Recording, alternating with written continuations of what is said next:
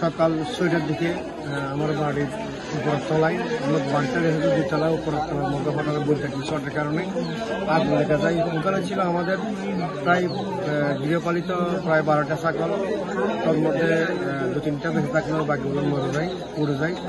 তার মানে ওখান যখন আগুন লাগছে কিন্তু আমরা নিজে মানে বুঝতে পারি না যে আগুন লাগছে, এটা হঠাৎ করে দেখছি যে আগুনের জিনিসা চারিপাশে।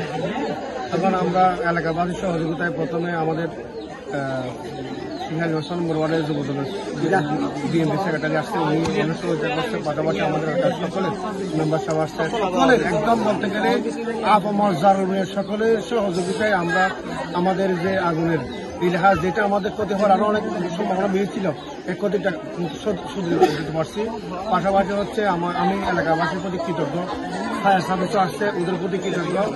আর যারা আমাদের জন্য একটা কষ্ট করে সকাল একদম সকালে বলতে গেলে একদম এখানে ঘুম থেকে মায়ের কথা না, তারপরে সবাই আসছে, আশায় মানে সবাই এখানে বসতে পারার জন্য সবাইকে ধন্যবাদ জানাচ্ছি। পাশাপাশি হচ্ছে কইয়ের প্রতিবাদ হচ্ছে অনেক, বলতে করে আমার মেজো ভাইয়ের অনেক ছাগল মরে গেছে, পুড়ে গেছে। পাশাপাশি হচ্ছে আমার দুতলার পুরা টিন ফুটে গেছে, ধান ফুটে গেছে, সব মিলিয়ে আমার বলতে গেছে 10 লক্ষ টাকার মতো ক্ষতি হয়েছে, সমস্যা। তারপরে আলহামদুলিল্লাহ আমাদের কোনো তেমন একটা মানব জাতি যে বলতে গেলে আমার ছেলে মেয়ে অথবা আমার আব্বা সুস্থ, খুব অসুস্থ আমার আব্বা, তারপরে তাদের কোনো ক্ষতি হয়নি, একটু ওই যে যানমালের ক্ষতি হয়েছে সেটুকু। ধন্যবাদ। দক্ষিণ জোন সাউদিনপুর বাড়ি। প্রথমে আমাকে খবর দেয় এই শপথ বলছে যে ম্যাডামের বাড়িতে আগুন ধরছে। আমি তাড়াতাড়ি ফায়ার সার্ভিসকে অবগত করি। ফায়ার সার্ভিস বললো আমরা এখনই চলে আসছি।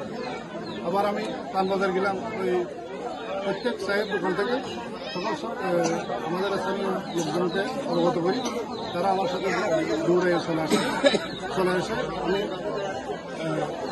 সবাইকে বালতি,